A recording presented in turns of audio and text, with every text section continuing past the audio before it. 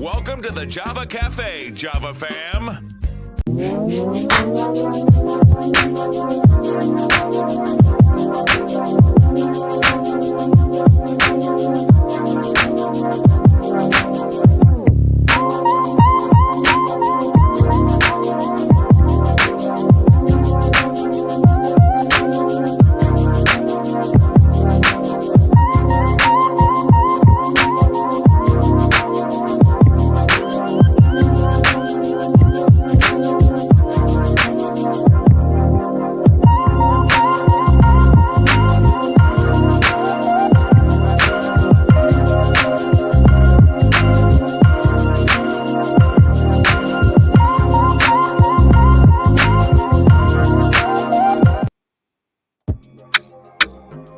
Good morning.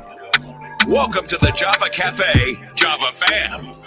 Good morning, everybody. Good morning. Good morning. Today is Wednesday, December 13th. Oh, God. 2 days in a row, I've been messing up. Yesterday, I messed up the day. Today, I messed up the date. It is, oh, no, I was right. Let me sip my coffee. I think I'm caffeine deprived this morning. Let's start this over. Good morning, everybody. Today is Wednesday, December 13th, 2023, and you are listening to Waterfront Wednesday on Java with Jimmy. Is that better? Good morning, everybody. Welcome to the Java Cafe. As we've been doing all year on the second Wednesday of every month, we are delighted to talk with members, staff, supporters of the Boston Waterfront Coalition. That's the name online, but it's the Coalition for a Resilient and Inclusive Waterfront. And we have a good long-time friend of mine that is here with us today from the Greenway.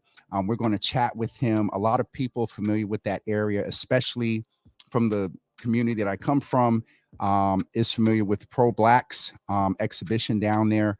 And also, I believe last year or the year before, we had Pro Black and someone come on from the Greenway. So representing the Greenway today is a good friend of about 16 years. We'll probably chat for a couple of seconds about how far we go back. I know his wife, who's invested in community and takes care of our young people. Chris Cook has been invested in the Boston community in very different iterations. I'm not going to date us, but for some years now. Chris, what's up, brother? It's really, really good to see you, James. Thanks for having me. And thank you for mentioning my beautiful wife. As you mentioned, Yes. She's very, very active, amazing public school teacher. She's my inspiration every day. She's working hard. She's recovering from COVID, so I wish her well. Absolutely. Absolutely. I remember, I believe she, if not both of you came, to my initial sermon back in the day. Yes, in former life. But Chris, welcome to the Java Cafe. I am so proud to see. We were talking before, started out at City Hall. Shout out to the late, great Mayor Thomas M. Menino. That's where we met, and we got our footing sort of in government and serving the community and public service. And so it's been 16 years, sir. 16 years. Yeah, and it's unbelievable when you think about the chances that guy took on two young people. Gave us a lot of responsibility, but it's been amazing, and it's been wonderful to have you as a partner all along the way, James. You know, Yes, sir. When I think about the Strand Theater and I think about working with BCYF and everything, it's been incredible. So. Wow, Chris, you're go.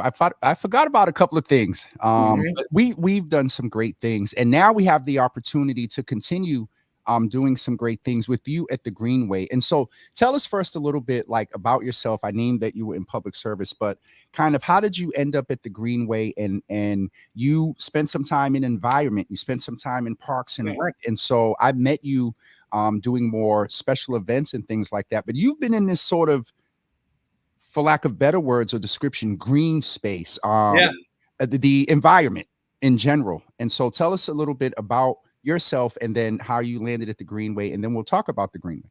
Yeah, so a little bit about the route, which I think is interesting when you think about the topic that we're talking about today. I really came at parks and green and open space from an activation standpoint, from an arts and cultural background, bringing people together and try to activate those spaces. And so when I had the opportunity, and it was an incredible opportunity through Mayor Walsh to be the parks commissioner, Yep. our focus initially was really on, all right, how do we activate these spaces and keep kids busy, right? Yep. Like that was the thing. Make sure that the fields are as good as possible, so there's many kids out there playing as possible, active in youth sports, and then free and open cultural events, and that the parks themselves were of a standard that people felt safe and people Yeah. felt cared for in those spaces. So it was really exciting. Throughout that journey, though, it became very, very clear that parks and open space were going to need to be part of the climate crisis solution, specifically for communities of color. And that's really, really critical on the waterfront parks. Yes. When you try to connect access to also what are the opportunities for these spaces to perform at a level, whether it's breaking up the heat island or it's absorbing stormwater or being resilient from sea level rise. So that's how I moved into the environmental space, and then was lucky enough to be an environmental chief at the Greenway. I'm really excited because that's really where all those experiences come together. The Greenway is a cultural institution. We are an outdoor art museum that is free and open, and kids have access to Rob Gibbs, art, as well as art throughout the park. But in addition to that, it plays this role of giving access to the waterfront, but also being a climate resilient space. So I'm just really, really honored to be there. And I'm really proud of the role the Greenway plays in our city. It's interesting to hear. I'm familiar with your journey, but to hear you articulate the culmination of you did the special events piece, but you got familiar or maybe sat back sometimes at an event and was like, wow, we can do this, we can do that. Environments in the media, so you're thinking. And so to hear you articulate that has come together with this outside sort of museum is just, personally, I'm excited for you.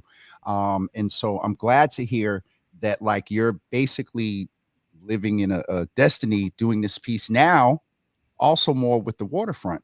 Well, I'm really honored, and I'm really fortunate that I've fallen into a place where I feel that I can contribute to having impact. But, James, I think this is very similar to your journey. You have to be open to saying yes to the opportunities when they present themselves, and you have to be open to changing, and changing with those opportunities. And, it's something I've admired about you, and it's something that, I really just try to say yes every day. Yeah, okay. This is Waterfront Wednesday, because I'll have to bring you back and just Jimmy and Chris just chat. But you talk about the Greenway being an outdoor museum. Chris, we're a couple of weeks away from Christmas.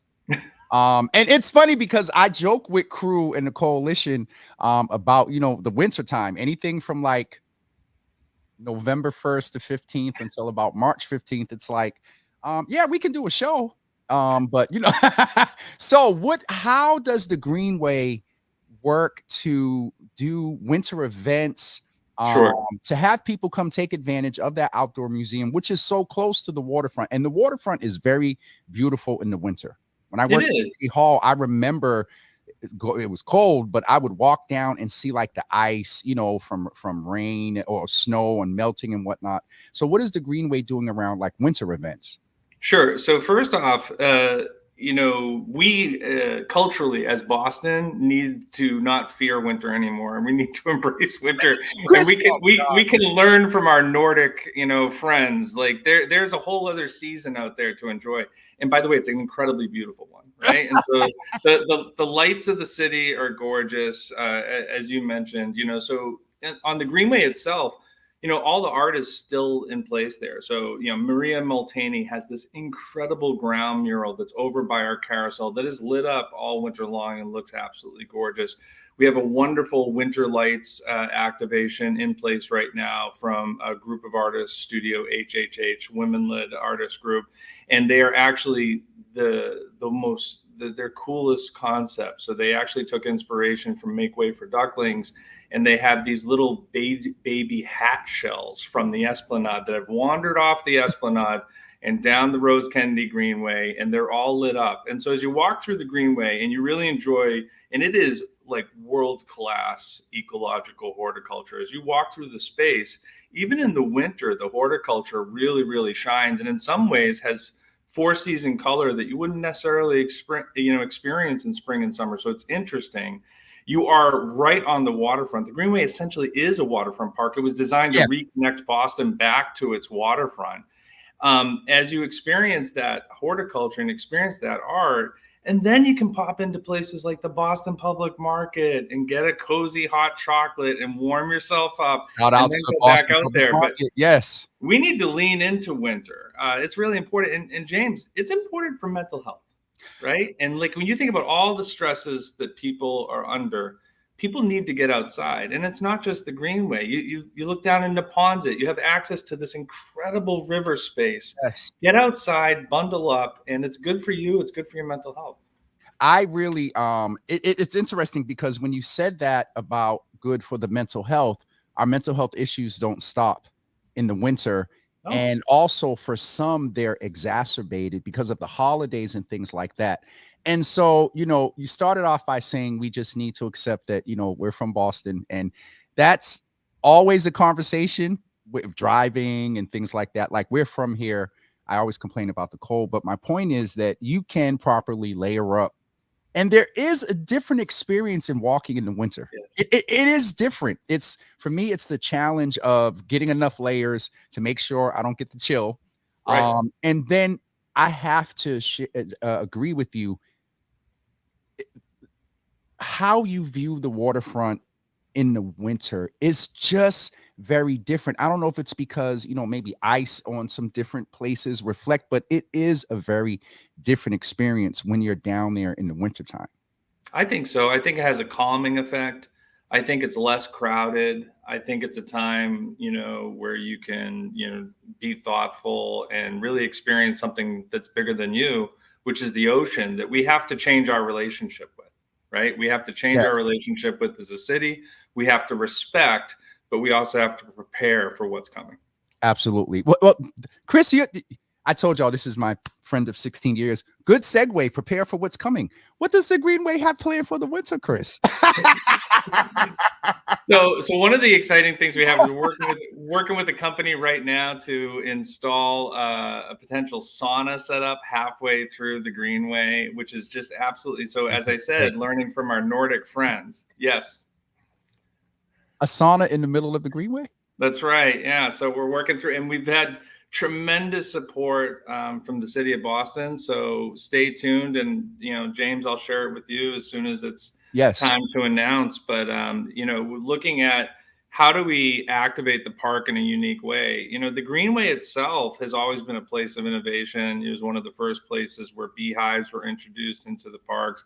It was one of the first beer gardens that were introduced, and obviously the outstanding public art that's been introduced into our city's landscape has really moved the needle for our contemporary art in the Greenway. So we're excited about activating these spaces. Again, we're excited about the Winter Lights activation that's happening right now, and we're really looking forward to supporting the first night activities that'll be coming up in the next few weeks. Absolutely. And that's funny because we talk about the winter, but folks seem to forget about it on January 31st.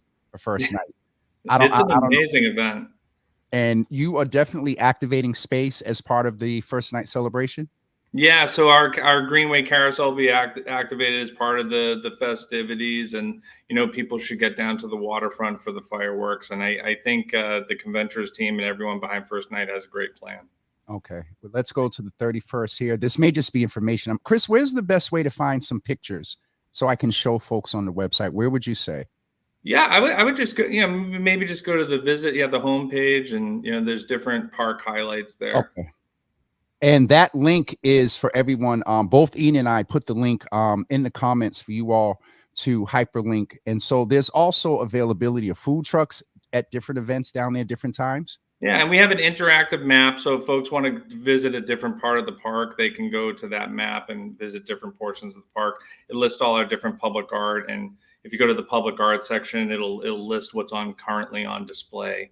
And we're really excited about the season that's coming up next year too. We're really excited about the different ways that we'll be able to celebrate all the diversity of the city, but also present some absolutely world-class art next year. Anything you want to tease or give a little preview next year? Well, we'll say right now, Dr. Audrey Lopez, who I know that you've been on, you've had on the call before. She's working right now on a project that'll honor the legacy of Zipporah Potter Atkins. Zipporah Potter Atkins was a Black woman who owned her own home in Boston on the Mill Pond in the North End 100 years before the signing of the Declaration of Independence. So this was a Black woman who owned property, signed for her own property.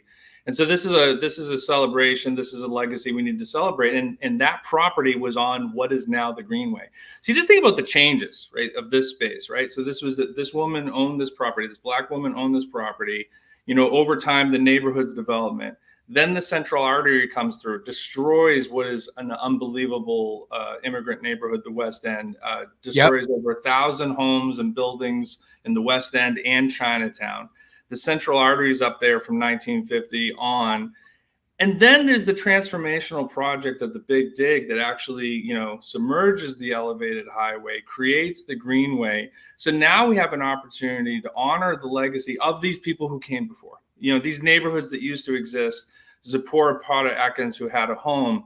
But I also think it gives us an opportunity to celebrate how important Boston has been to indigenous people, you know, and the fact that this was the Shawmut Peninsula, that this was always a special place even before it was called Boston. Mhm. And so what is the lens we can use with our programming and with public art to celebrate and tell those stories, also why people are having fun. That's what's exciting to me. So next year, James, we have over 400 free events on the Rose Kennedy Greenway planned. And so, like, I'm not a math whiz, but that's more than one a day, right? Yeah. And you know, some events are small, and some events are really large scale. But this is a place where, you know, a family can go and have a really amazing time in downtown Boston, and, you know, not spend a lot of money, which I think is important. So, you know, it's a really accessible space. That is huge. Chris, I did not know you were also an historian. And in hearing you talk about that, you know, the Coalition for Resistant and Inclusive Waterfront, part of the goal is to bring more diversity and inclusion. That event that you're talking about that's coming up, absolutely awesome.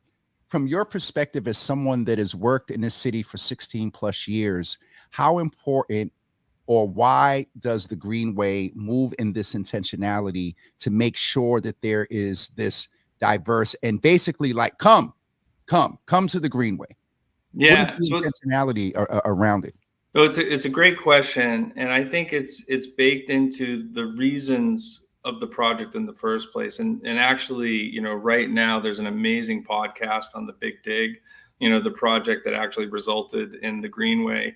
And when you hear the words that are being used by some of the designers around the Central Artery project, they're using environmental justice language, but before environmental justice was something that we, you know, a word that we all throw around and a topic that we all lean into as much.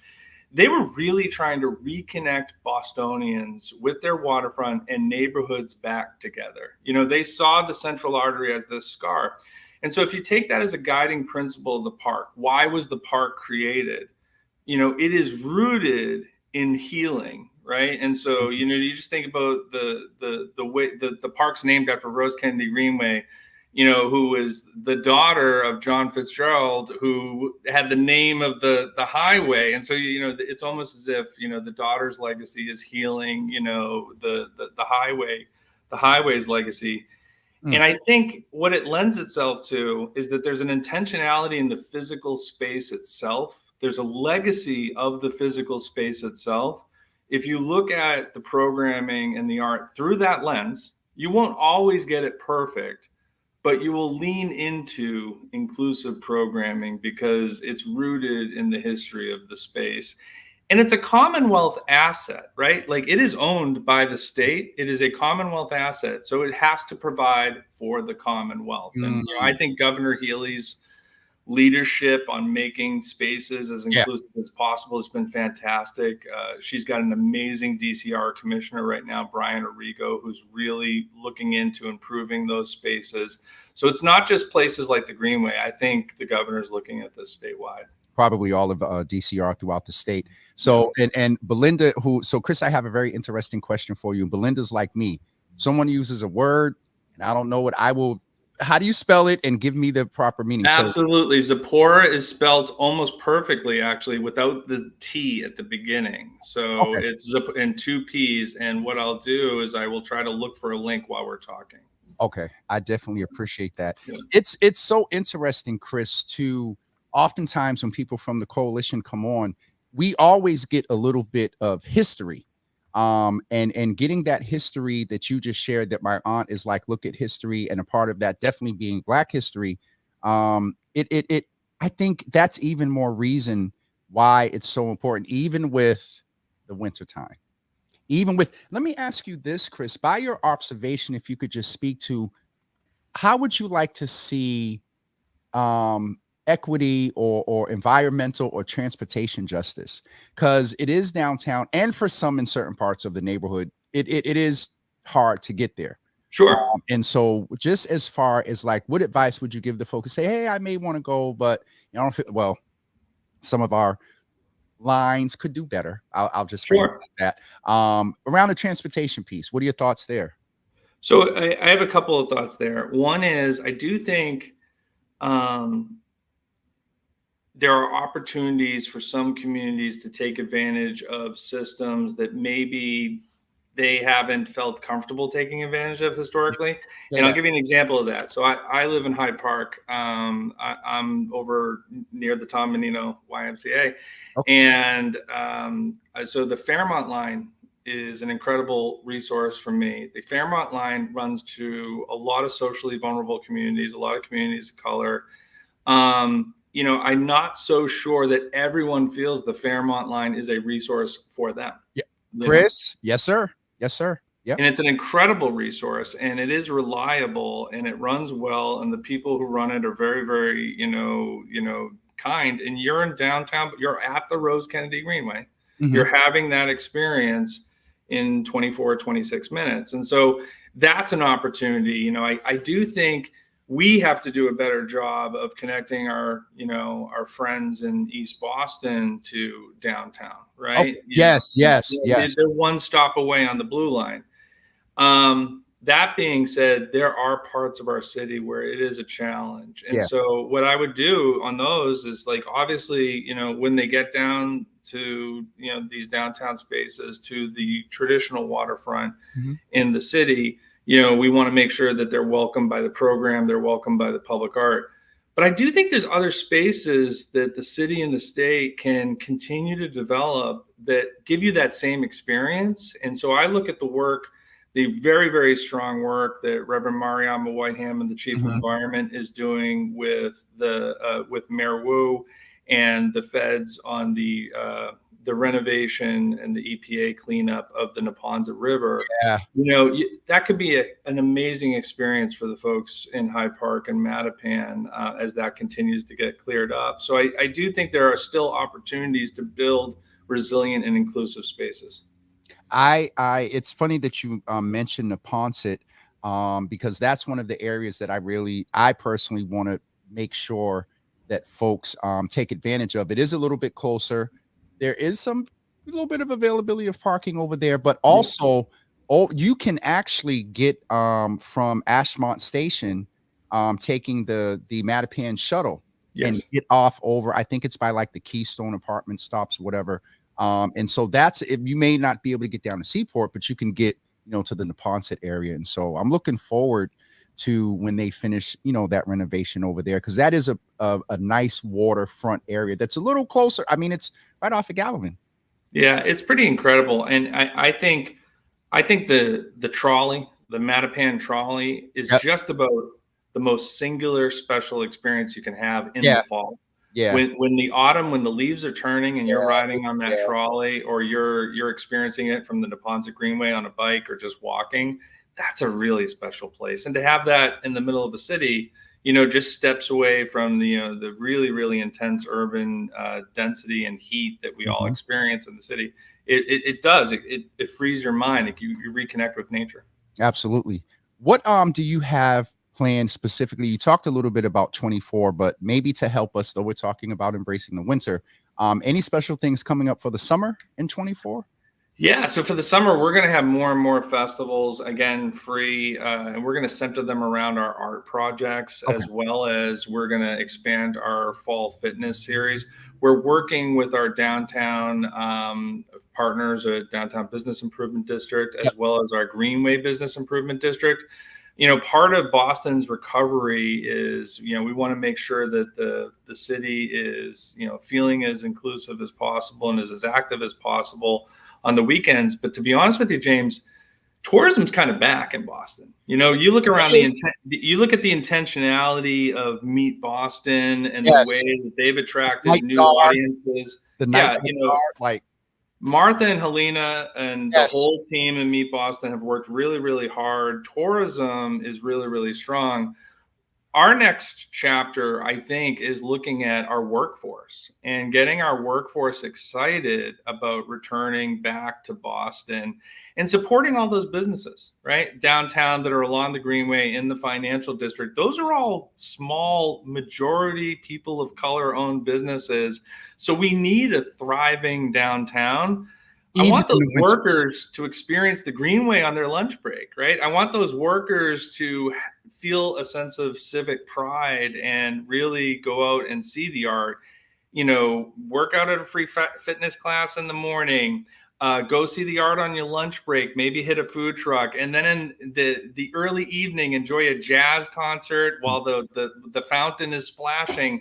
You know, if that's your work experience, that's not something you can get from a Zoom, you know, sitting in your room, right? Absolutely. As you said in the beginning, too, there's the whole other point that we want to keep naming, that as you're doing that, you're walking, you're breathing Yes. fresh air. And so, from that point, Chris, and I know you can speak to this too, all of that you named with the art, coming to the waterfront, experiencing it in the winter and the lights, does that have an impact on our mental health? Oh, I think so. I think it's really, really critical. Listen, this is unbelievable. There's actual studies that show your mental health improves after just looking at a I picture heard. of nature for 10 minutes, right? Just looking at a picture of nature.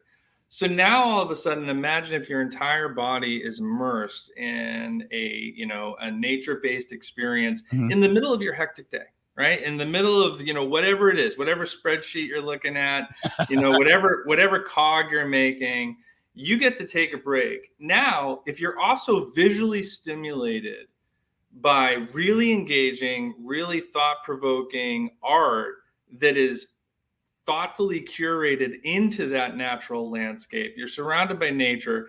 And then you have the added benefit of being steps from the waterfront. I mean, that's the Rose Kennedy Greenway.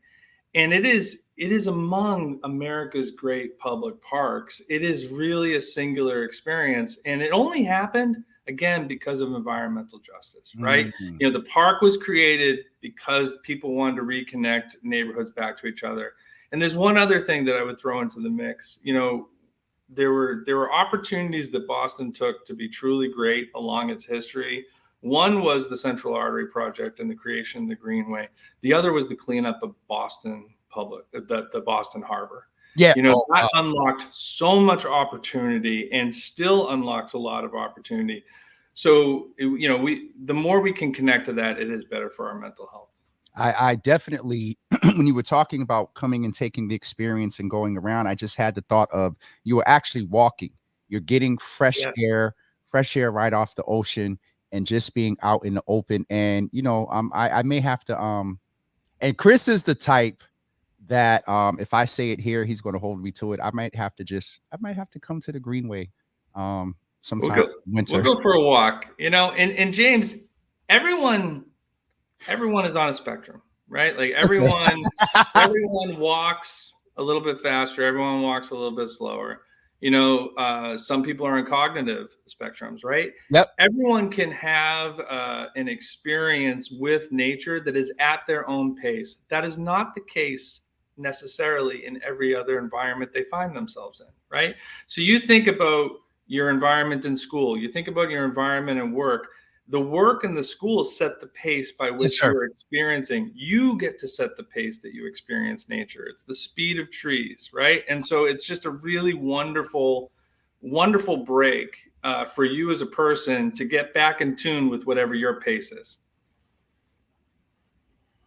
So I'm going to admit something here. In the early part of the show, Chris knows that we were saying, I was talking to someone from the crew team, and I was saying that Chris knew I was either going to be a politician, a nonprofit leader, or a preacher. Chris, you done snuck a preacher on here a couple of times. I mean, these are not just words. These are things that you and I have been part of the community and have worked in different sectors. And the intentionality of Crew and the Greenway and others is really real around the benefits. And I think the intentionality of today is that the benefits don't stop or drop just because the degrees do. That's right. No, it's really important. And, you know, you got to keep moving. You got to keep progressing in the winter. Well, you can't take the winter off, right? The other thing I just thought of is, what is it? Seasonal affective disorder. Yes. So that can even help with that coming out, you know, and you're getting a little bit, you know, of the sun when you're out. And so, wow. Chris, no, you need it. Listen, you only have so many hours of daylight and you got to take advantage of it. And if it's cold, you know, you still got to get out there and you got to take advantage of it. It's important. It's, you know, we as humans have created this artifice of being in boxes. Hold on. How we live. Artifice. Right? That artifice. Hold on. I told you a few minutes ago. You say a word I don't know. Artifice. Spell it and give me. I'm thinking it's Arctic cold or some artifice. Tell me, sir. Artifice. Spell it. Well, it's a false. It's a false representation of reality, right? So we create. You know, we create this situation for us to experience but we are meant to be of nature. And at its best, parks like the Rose Kennedy Greenway reconnect people to nature and reconnect people to each other. It is amazing. And Chris, Ian caught it here. Inclusivity means accessibility for all abilities. Love what you said there, Chris. But the other part that you spoke got me excited here. I've never heard anyone articulate the fact we talk about equity. We talk about everything that everybody's been through. And you talked about on the spectrum and controlling things and whatnot. Nature, your experience in nature, outside of controlling the elements, is your own. You can, as you said, walk at any pace, run at any pace. When you said the speed of the trees, you can decide to sit under a tree and get shade. You can go and get that. Talk about a la carte and custom design. And we are so blessed in Boston, right? So we are one of the few cities where every resident lives within a 10-minute walk of a park, right? And you just think that if you can get to those parks and they're of a high quality, and I do think the City of Boston's Parks Department is doing an absolutely amazing job. Leadership of Ryan. Shout out to Ryan. Yep. He's absolutely he's absolutely crushing it. You know, you get to that space and that is your park. That is your park. It is, and you get to interact with it in the way, and then you have this shared experience.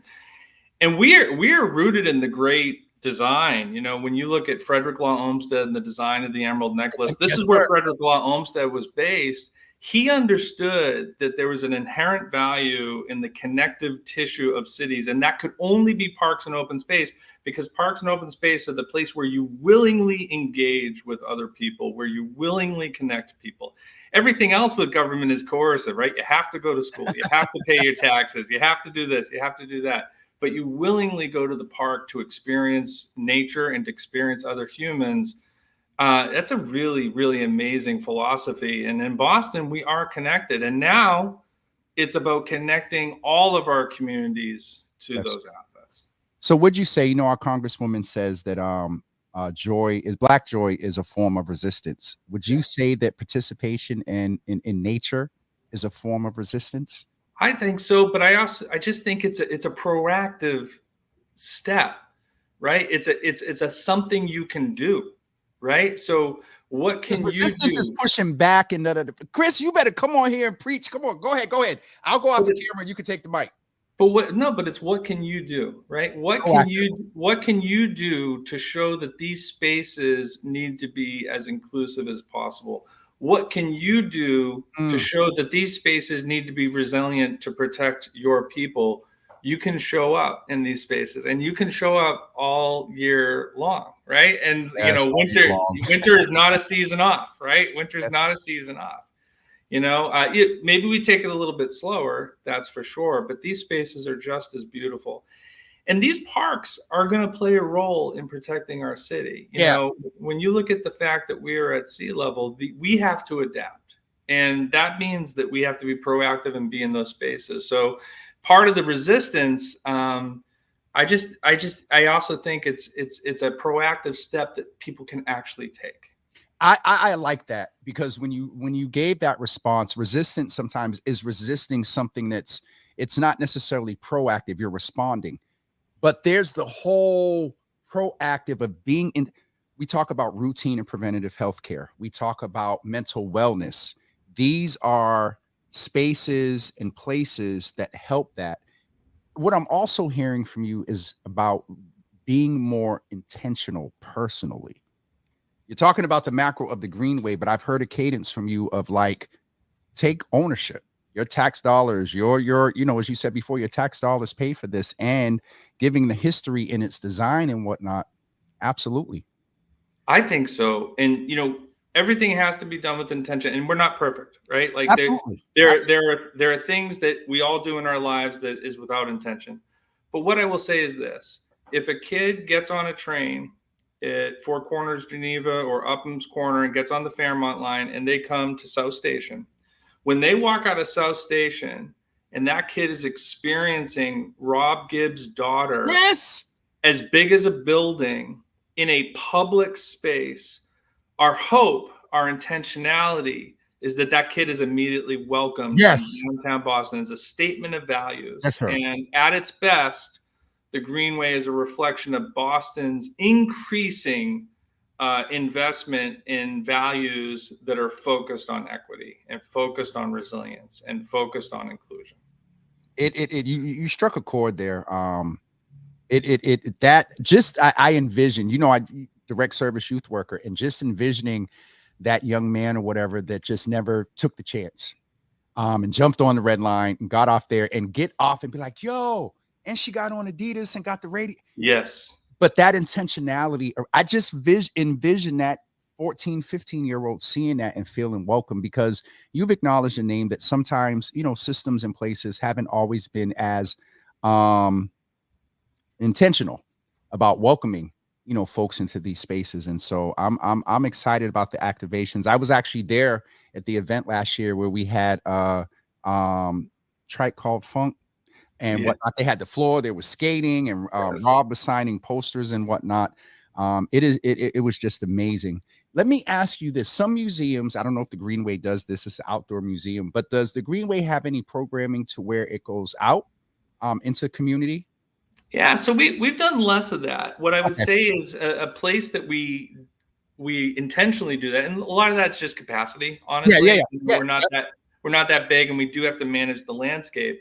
But a place where we're incredibly active is Chinatown, and the reason for that is very simple. It's right there, and it's right there. And you look at vulnerability, right? And it's the only socially vulnerable neighborhood that the Rose Kennedy Greenway physically is attached to. Yes.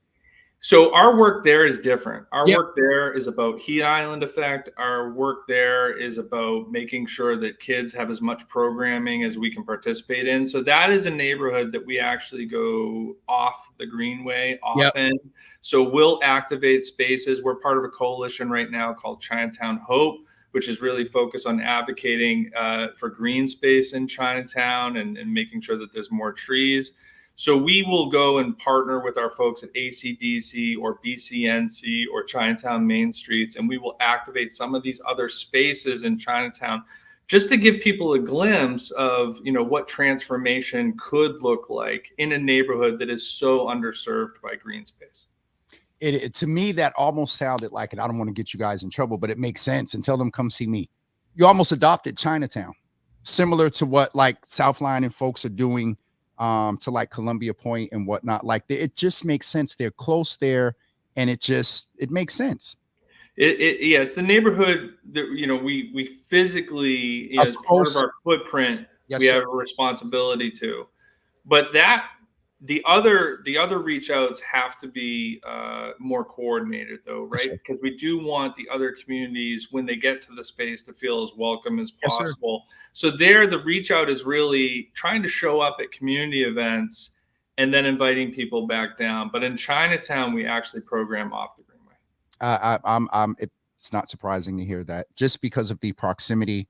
And Ian is putting some information in the conversation, in the comments, if you want more information. But Chris, one of my indicators of a good interview is if I'm tired at the end of the interview. I don't know if that's a good thing. No, it's good because but the energy exchange and whatnot, I'm exhausted. In a good way. I just, personally, I'm sitting here and I'm talking to you, Waterfront Coalition member, but from James to Chris, I'm excited for you. Just being able to do this. And then I'm thinking about your path and whatnot. And I'm like, okay, arts and culture is where he started, spent this time in the environment, and boom. So, oh man. Is there anything that we missed? No, just get out there this winter, right? And then, it'll feel like you earned the summer, right? Like that way. Like that's just a little bit. If you put in the time, over the winter, you will feel like you earned those summer events. You don't just want to waltz into summer events, James. Ooh. Anyone can do that. Oh, you mean at the Greenway? Yeah. Okay, that's that. So Chris is basically saying, Chris, if I told you what was really okay, I don't think I'll get in trouble. If you didn't come to, I don't know. If you did, okay. I was going to say, if you didn't come to a winter event, don't come to the cookout in the summer. No. I would never say that. Everyone's welcome. But you might feel better if you did that. But no, Chris, that was a little like, okay, come out in the winter so I don't side eye you when I see you in the summer. But no, it is just to be down there. The experience is you're in the Greenway. You can kind of see the waterfront, but there is an impact of like the buildings around you, whatnot. You just can kind of not because we've been down here, but it is an experience. It is an experience, especially if you grew up in Boston and remember the bridge or the green, not the Green Monster, but it was the other Green Monster though, right? The Central Artery, completely. Yeah. I mean, if you told someone in the theater district that you were in a waterfront city, they would have laughed at you. Yeah, you couldn't see it, and so it's just exciting to hear about what's being done, the history and the intentionality of it, the current. And James, I think what folks, the entire crew coalition, but when you look at what folks like the New England Aquarium and Boston Harbor now, and all these other, the harbor keepers over in East Boston, this is a moment for communities of color on the waterfront, and it's really proud to be witness to it. It is, and I'll go ahead and say that is saying that when folks, Chris and others, the Davis system, Tracy, Ian, and all of them, different folks that work in spaces to create access to awareness and access to contributing and access to facilities and participating and whatnot, we need to take advantage of them because it's good for us. And as Chris said, tax dollars pay for it. It's good for our health overall, physical and mental health. And so it just behooves us to do it. And so I know I'm putting my foot in my mouth and going to have to make my way down to the Greenway. I'm going to wait. I'm going to look at the weather and wait for one. Look at the weather. Wait for one of those. My aunt said earlier, she said at some point, where is it? That we'll be on the with global warming happening here. We'll be able to enjoy it. It's bad, Chris, because on the warm day, I had an event coming up outside or doing something, I think, in the winter. And I told somebody, I said, I hope it's a climate change day. I know that is terrible. I'm going to get in trouble. But no, Chris, I really you got to keep your sense of humor because that demonstrates humanity. Yes, sir. You and I'll just leave this here. And we need to remember our humanity in these days and times. Absolutely. Yeah. Chris, this is one of my best interviews in a long time, man. I've really and Pam just said the same thing. That she's enjoying. Pat Brophy, is it? What? Chris, it's my favorite chief of operations. Favorite chief of operations. Pat, we need to talk. Oh, you bought Pat Brophy. I'm going to be just a little bit shady. Chris, I don't think Pat's ever been in the job. So there you go. This is what we're talking about with the winter, right? So. Yes, sir. Pat Brophy. Getting him in here. Now building coalitions. Building coalitions. We need to get Pat, it's great to see you down there. Wow, that's crazy, Chris. All right, let me get you off here. That's why we got to learn to enjoy Ian, don't do me. Chris, thank you. Thank you, sir, coming out today and being a part.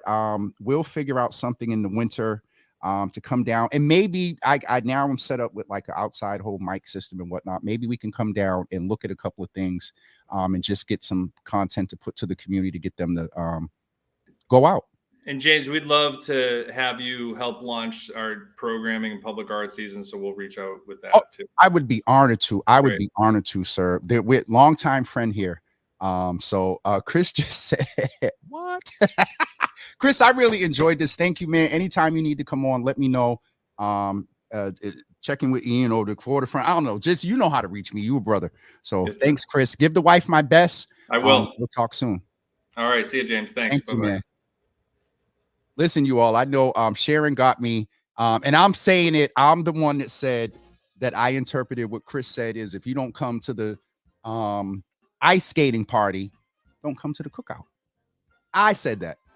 And he said, you know, we can have yo, Pat, I would, but Pat, we would in March. Lunch is different unless we're going to go to a food truck and walk so we can stay warm. Pat, it's good to see you in the room, man. Yo, that's okay. Sorry. There's just a lot of people that you know from working in City Hall, and you don't see them in years, and then once in a while, but it is good to see you in the room, brother. What was I going to say? The other thing I was getting ready to get in trouble for, I forgot what it was a few minutes ago, but it was just fun. It was fun having Chris on. We also, absolutely praying for Chris. You all pray for Chris's wife. He mentioned that she was recovering from COVID. So there go to Mother's Board. Keep her in prayer as well. And Heidi said, I'm not chilling outside in the cold. I mean, it goes to that conversation I was going to have with Chris, that when it rains, I don't know why Bostonians act like they don't know how to drive in the rain, and when it snows. And I'm one of the ones that, like, I don't like the cold. Like anything under, I'm all set. So, but I am going to figure out how to go down there to sometime this winter and see Chris. And then now Pat then called me out too. Let's see what Ms. said. Thank you for praying, brother. I seen a comment up there. There you, Jimmy. There I go, Jimmy. Listen. It was a wonderful interview with Chris. Tomorrow we're going to continue a conversation around health equity, talking with some folks from the Massachusetts General Institute of Health Professions. When I first came home to Boston in 2015, I actually worked there and got to be a part of an environment of some past providers that are now teaching current providers, from nursing to physical therapists. We have a wonderful physical therapist. Ian, we were talking about you yesterday. Ian, we're going to have you come into the space and talk about physical therapy and the importance of it and the impact of it. So just look out for that. Invitation coming. And Ian held me down. The team got on me yesterday. I need to have my notes in front of me. Kasheri, Niato, and Valerie Rucker Bussy are coming into the Java Cafe tomorrow to talk about their work on health equity. And also, as I said, Ian is going to be coming in a couple of months during physical therapy week or month and chat with us about the impact. Let me just celebrate this behind the scenes brother. You all have seen him at waterfront events and a couple of other events, Java with Jimmy on the waterfront. Ian, we celebrate you, man. Thank you for everything you do in the background and helping people get better by getting them into physical therapy. Belinda said, Java with Jimmy we will not have no Java with Jimmy thermal underwear. Oh, Belinda, get off my screen.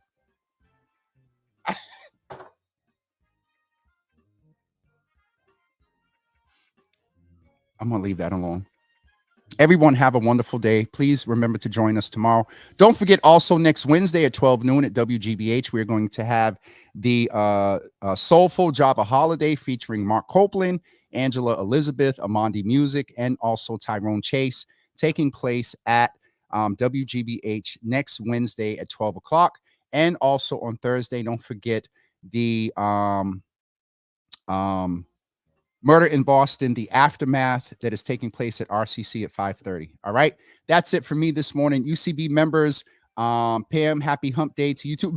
Teresa, nope, not at all. Pam, happy hump day to you too. We'll see everybody tomorrow at 9 a.m. And y'all have a wonderful day. Also, before I go, I hope crew doesn't mind this. But I just wanted to acknowledge my aunt sent me a picture yesterday. She sent a few of us, a few people sent me this picture yesterday. I was in a meeting with the Davis system and looked in my phone and I was like, oh my. So I want to, let me just make sure this isn't really pixelated. While she is in here, I want to, my mother's already getting started. Hallelujah. I want to acknowledge my aunt's recovery and healing from cancer.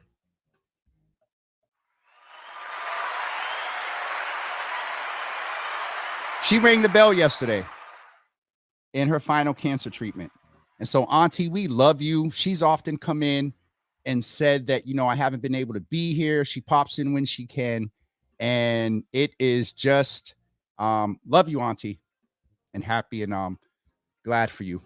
And she got her Java with Jimmy breast cancer awareness t-shirt on. So definitely, Auntie, appreciate the support. Even before the platform, my aunt would be in my ear about a few things and telling me to keep on keeping on. So, Auntie, we're so glad for you that you rang that bell yesterday. And so, absolutely, we celebrate you. You all put the pray. I see y'all are already putting the praying hands and celebrating her. And so, we're happy for you, Auntie.